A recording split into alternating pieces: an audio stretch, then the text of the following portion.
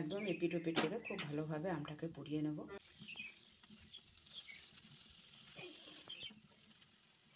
গরমে, প্রচণ্ড রোদে গরমে লু লেগে গেলে বন্ধুরা এই আম পোড়া শরবতে জুড়ি মেলা ভার। তো আমকে একসাথে খুব ভালোভাবে পুড়িয়ে নিয়ে তারপর ফিরে আসছি। একটা আম পোড়ানো হয়ে গেছে, আরও একটা আমকে এইভাবে পুড়িয়ে নেব। যত ভালোভাবে পুড়বে আমটা বন্ধুরা, খোসাটা ছাড়াতে তত সুবিধা এবং ভেতরের শাঁসটাও তত ভালো সেদ্ধ হবে। তো তাহলে খুব ভালোভাবে আমটা যেন পোড়ানো হয় সেই দিকে লক্ষ্য রাখতে হবে। একটা ডাইরেক্ট আগুনে সেকা আর একটা ওভেনে করা অনেক তফাৎ বন্ধুরা। তোমরা অনেকেই হয়তো কমেন্ট করবে যে এটা ওভেনে যদি করা যায় তাহলে হবে কি না।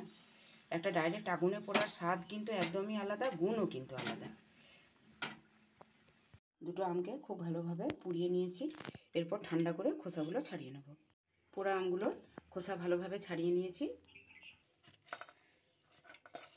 এখানে আমি ঢেলা গুড় নিয়ে নিয়েছি। এটা আমি গুড় দিয়েই করব, তোমরা চাইলে অবশ্যই চিনি দিয়ে করতে পারো। তো এই রোদ গরমে গুড়টাও শরীর ঠান্ডা রাখতে অনেকটাই ভূমিকা পালন করে, তাই আমি গুড় দিয়েই শরবতটা বানাচ্ছি। এখন এর মধ্যে দিয়ে দিচ্ছি ফ্রিজ থেকে একদম চিল্ড ওয়াটার বের করে, তোমরা চাইলে বরফ দিতে পারো। তো আমি চিল্ড ওয়াটার দিয়েই শরবতটা বানাবো। এখন পোড়ানো আমটাও ঠান্ডা জলের মধ্যে দিয়ে গুলে নেব।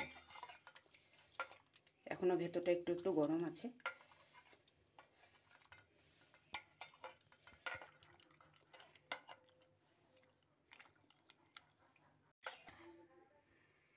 আম গুড় ভালোভাবে গুলে নেওয়ার পর দিয়ে দিচ্ছি ভাজা মশলা। এখানে জিরে, ধনে, শুকনো লঙ্কা ড্রাই রোস্ট করে গুঁড়ো করা আছে। স্বাদের ব্যালেন্সটা বজায় রাখার জন্য দিয়ে দিলাম সামান্য লবণ। তোমরা এখানে বিট লবণও দিতে পারো, আরও স্বাদটা ভালো লাগবে। আমার কাছে এমনি রেগুলার রান্নার সল্ট ছিল, সেটাই দিয়ে দিলাম।